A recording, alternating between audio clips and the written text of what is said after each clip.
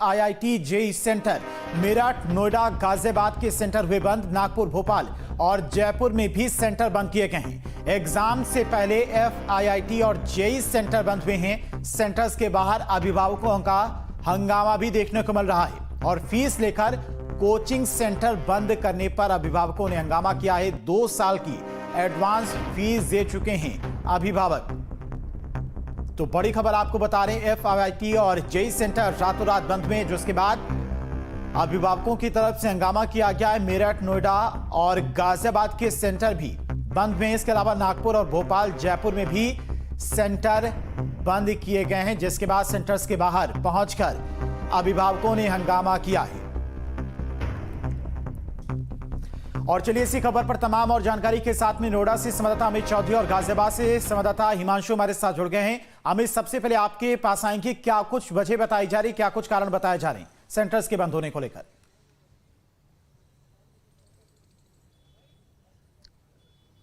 देखिए, नोएडा के सेक्टर 62 में FIIT का सेंटर था और इसको रातों रात बंद कर दिया, इस तरीके के आरोप अभिभावकों द्वारा लगाए गए।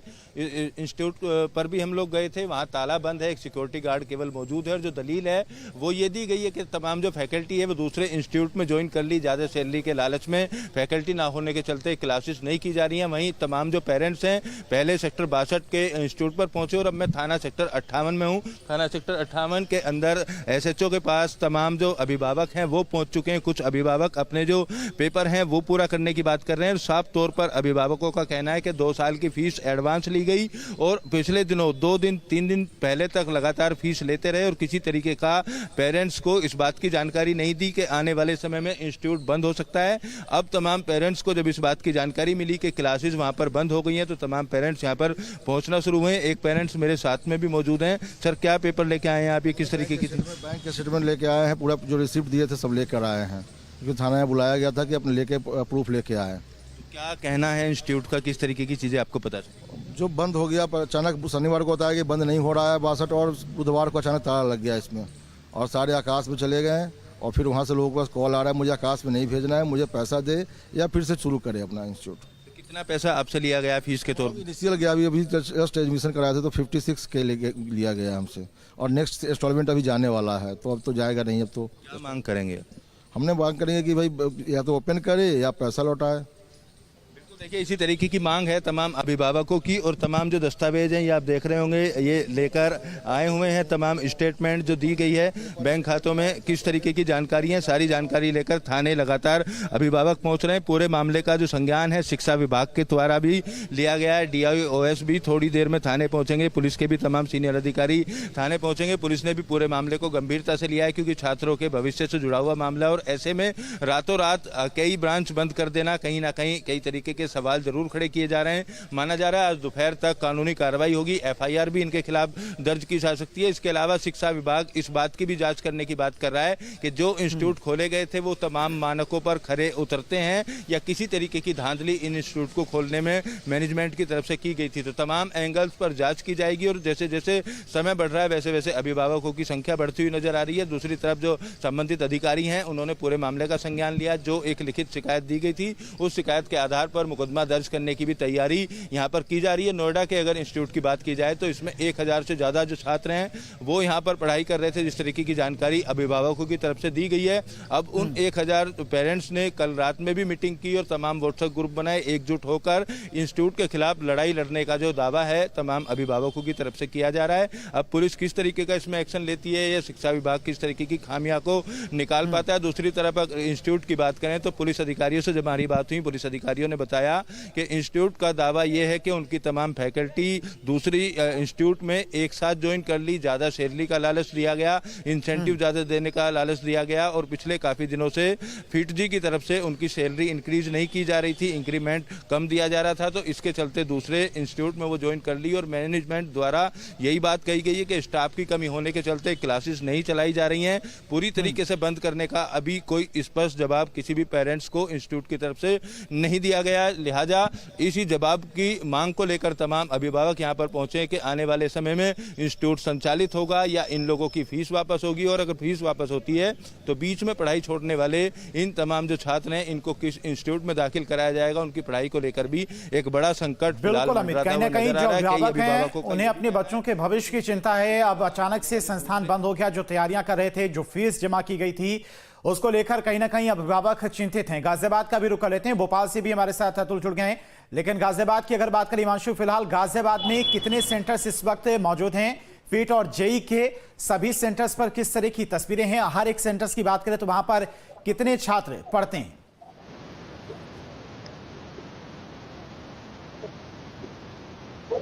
देखिए, अगर यहाँ पर प्रोटेस्ट की बात करें तो अभिभावक और छात्रों द्वारा बीती 12 तारीख को प्रोटेस्ट किया गया था। यानी बीती 12 तारीख को ही ये बता दिया गया था जो फिटजी सेंटर है गाजियाबाद आरडीसी के अंदर बेहद पोर्स इलाका है, वहां पर उसको बंद कर दिया गया है। सेंटर के बाहर ही हम मौजूद हैं, हजारों की संख्या में यहाँ बच्चे पढ़ते हैं। अपने भविष्य को लेकर जो बच्चे यहाँ पर आते हैं और मोटी फीस यहाँ पर दी जाती है, उसके बाद सेंटर का एक बंद होना। और खादी गाजियाबाद ही नहीं, जिस तरह से अमित बता रहे हैं, नोएडा के अंदर भी गाजियाबाद, हापुड़, मेरठ, इसके अलावा तमाम ऐसी जगह है जो बड़े बड़े फिटजी सेंटर थे वो रातों रात बंद हो गए हैं। और जो सबसे बड़ी स्टाफ की बात हम आपको बताएं, जिस तरह से वो बता रहे हैं कि फैकल्टी कहीं और मूव हो गई है, ऐसा कुछ नहीं हुआ है। यहाँ जो फैकल्टी के मेंबर हैं उनसे हमारी बात हुई थी, उनका साफ तौर पर कहना था बीते 6 महीने से जो फैकल्टी है उनकी सैलरी भी नहीं दी जा रही है। यानी सैलरी का संकट फैकल्टी पर था, इसी वजह से फैकल्टी ने आना छोड़ दिया और उसके बाद से बच्चों को क्लासेस नहीं दी गई। लेकिन यहाँ की मैं तस्वीरें आपको दिखाऊं, यहाँ जो गार्ड थे वो भी अब नहीं है और ये पूरा सेंटर है, जितने टॉपर्स यहाँ से निकले हैं उनकी लिस्ट बकायदा यहाँ लगाई गई है। अंदर की भी मैं आपको तस्वीरें दिखा देता हूँ, क्योंकि गाजियाबाद में बकायदा FIR भी रजिस्टर्ड कराई जा चुकी है। ये पूरा सेंटर फिलहाल आपको खाली दिखाई देगा। ये अंदर की तस्वीरें देख सकते हैं फिटजी सेंटर की, जो कि जेई मेंस, जेई एडवांस की तैयारी कराता है। और यहाँ पर आप देखेंगे 6 लोग हैं, 1-2 लोग, चंद लोग यहाँ पर हैं। बाकी हम स्टूडेंट्स की बात करें या तमाम और लोगों की बात करें, कोई भी यहाँ पर आपको दिखाई नहीं देगा। सभी के जहन में ये सवाल है, आखिरकार ऐसा क्या हुआ कि रातों रात इतना बड़ा सेंटर, जो जगह जगह बड़ी बड़ी ब्रांचेस जिसने खोल रखी थी और लाखों की फीस बच्चों से ली हुई थी, अभिभावकों से ली हुई थी, उसको बंद करना पड़ा। यहाँ पर जो FIR की बात करें तो 5 लोगों के खिलाफ इसमें FIR की गई है, जो मेन मालिक हैं उनके खिलाफ और उनके साथ ही 4 लोगों के खिलाफ। हालांकि यहाँ के जो गार्ड हैं उनसे जब हमारी बात हुई तो उनका कहना है कुछ क्लासेस अभी यहाँ चल रही हैं, तो ऐसे में अब ये देखना होगा वो क्लासेस कंटिन्यू में रहेंगी या फिर उनको भी बंद कर दिया जाएगा। लेकिन ये तस्वीरें आप देखिए पूरी तरह से खाली है। स्टाफ के नाम पर कुछ स्टाफ यहाँ जरूर है, उनसे बात करने की कोशिश भी कर लेते हैं कि स्टाफ क्या कह रहा है और आगे क्या कार्रवाई यहाँ पर चल रही है। बस यहाँ पढ़ाई चल रही है बच्चों की, सेंटर चल रहा है, कुछ कहेंगे? गार्ड साहब ही बताएंगे। सैलरी आपकी आ रही है सर, नहीं आ रही? सैलरी का इशू चल रहा है। सैलरी का इशू चल रहा है, देखिए इन्होंने खुद कहा सैलरी का इशू चल रहा है। और एक और मैम है, उनसे हमारी बात भी हुई थी, उनसे भी बात कर लेते हैं। मैम क्या कहेंगे, कितने महीने से सैलरी नहीं आई है आपकी? सर 5-6 महीने हो चुके हैं। सैलरी नहीं आई है और बच्चे इसी वजह से नहीं आ रही हैं, फैकल्टी छोड़कर जा रही है यहाँ से? सर कुछ फैकल्टी से जा भी रहे हैं, कुछ हैं जो पढ़ा रहे हैं यहाँ पर। जी। इशू क्या आ रहा है मैम, बंद किस वजह से किए जा रहे हैं सेंटर? सर सैलरी नहीं आ रही। सैलरी नहीं आना एक बड़ा इशू बता रहे हैं और 5 से 6 महीने से सैलरी नहीं आई है, जिस वजह से जो फैकल्टी है वो छोड़कर जा रही है और उसी वजह से बच्चों की क्लासेस नहीं हो रही है और ताला इंस्टीट्यूट पर लगातार लग रहा है। तो ये अंदर का मैं आपको दिखा रहा हूँ और अच्छी तरीके से इसको बहुत बनाया गया है, बेहद शानदार तरीके से। अब इंस्टीट्यूट में बच्चे नहीं है। 12 तारीख को गाजियाबाद में प्रोटेस्ट हुआ था और उसके बाद की बात करें तो FIR अभिभावकों ने एक लिखित एप्लीकेशन कविनगर थाने के अंदर दी थी, वो जो थाना क्षेत्र लगता है, उसके बाद FIR यहाँ पर रजिस्टर की गई धोखाधड़ी के अंदर और तमाम सेक्शन उसमें लगाए गए हैं। और अब इसमें कार्रवाई की बात भी कही जा रही है, जिस तरह से पहले गाजियाबाद का नाम सबसे पहले आया 12 तारीख में और उसके बाद अब नोएडा में जिस तरह से अमित बता रहे हैं, और उसके अलावा भोपाल और तमाम जगहों पर हम बात कर ले तो मेरठ के अंदर भी और हापुड़ के अंदर भी जो फिटजी FIITJEE यानी कि जो जेई एडवांस और जेई मेंस की तैयारी कराता था वो इंस्टीट्यूट अब बंद हो गया है। तो बच्चों के भविष्य पर भी एक बड़ा सवालिया निशान खड़ा हो गया है कि अब जिन बच्चों ने फीस दे दी है तो वो आखिरकार जाए तो जाए कहाँ, और पुलिस की तरफ से किस तरह की कानूनी कार्रवाई होगी ये भी देखना बेहद दिलचस्प रहेगा। जी ठीक है माशू, यानी कि मेन रीजन यही है कि फैकल्टी को ही 5 से 6 महीने की सैलरी नहीं मिली है, इसी वजह से कुछ फैकल्टियों ने दूसरा संस्थान ज्वाइन कर लिया या फिर संस्थान पर आ ही नहीं रहे। मेन वजह यही अभी फिलहाल निकलकर सामने आई है। भोपाल का रुख करते हैं, जहां से अतुल भी हमारे साथ जुड़ गए हैं। अतुल, भोपाल की बात करें तो फिलहाल भोपाल में कितने सेंटर्स हैं? अभी फिलहाल सेंटर्स पर क्या कुछ स्थिति है?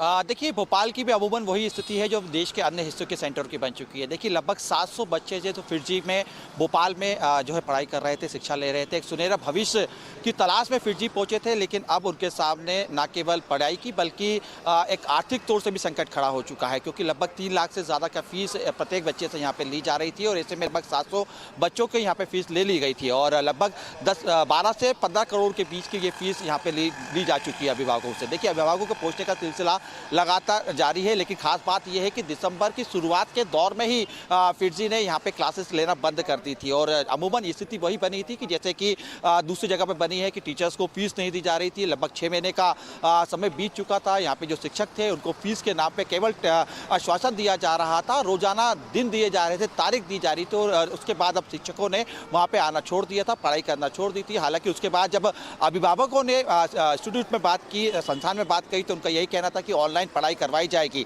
लेकिन धीमे धीमे ऑनलाइन पढ़ाई भी बंद कर दी गई और उसके बाद वहाँ पे अचानक ताला मिला, जिसके बाद अब तमाम अभिभावक लामबंद होते हुए दिखाई दे रहे हैं। कल भोपाल कलेक्टर से भी मुलाकात करी थी। भोपाल कलेक्टर की तरफ से स्पष्ट रूप से कहा गया था कि समुचित कार्रवाई की जाएगी। खास बात यह है कि जब फिरजी से फीस को लेकर बात की अभिभावकों ने, तो एक कोरे कागज पर उन्होंने केवल इतना लिख के भेजा है, भोपाल से दिया है कि आपको फीस दिल्ली से ली जाएगी और दिल्ली में ही आपको संपर्क करना होगा। भोपाल का ऑफिस बंद हो चुका है। तो कुल मिलाकर हम ये कह सकते हैं कि यहाँ पे भी यही स्थिति है कि अभिभावक एक बेहतर भविष्य को लेकर अपने बच्चों को फिरजी पे ले गए थे, वहाँ पे शिक्षा ग्रहण करवा रहे थे, बेहतर पढ़ाई की तलाश करवा रहे थे। लेकिन जिस तरीके से ये स्थिति बनी वो कहीं ना कहीं बच्चों का सपना तो टूटा और उसके साथ में अपने आप को ठगी महसूस कर रहे हैं। हालांकि देखिए, अभिभावक को यही कहना है कि अब लड़ाई जो है कानूनी स्तर पर लड़ी जाएगी, क्योंकि लगभग 700 बच्चे हैं जिनका भविष्य अब अधर में लटक चुका है। और खास बात यह है वो तमाम बच्चे अब इस बात की स्पष्ट नहीं हो पा रहे हैं कि आखिर फिरजी की क्या दोबारा ट्यूशन खुलेगी, क्या दोबारा कोचिंग सेंटर खुलेगा या उन्हें किसी अन्य जगह जाना पड़ेगा। और अगर अन्य जगह कोई व्यवस्था सरकार जिला प्रशासन की तरफ से की जा रही है तो क्या उसकी स्थिति